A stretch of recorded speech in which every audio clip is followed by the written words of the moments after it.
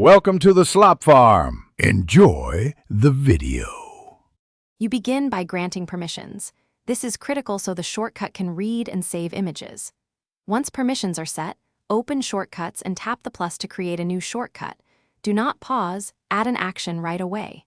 Choose either Get Latest Photos for automatic selection or Select Photos to pick manually. This determines whether the gallery connection is automated or user-driven.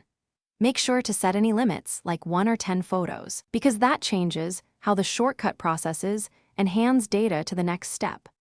Now you connect the pieces. Take the output from Get Latest Photos and route it into Save to Photo Album. Once done, tap the Save action and pick or create the exact album where images must appear.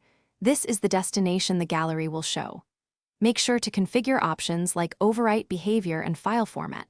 These matter because the Photos app catalogs by album and metadata.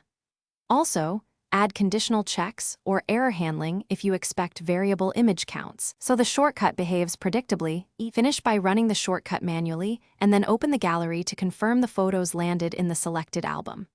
Once satisfied, add the shortcut to the home screen, a widget, or create an automation for one-tap use.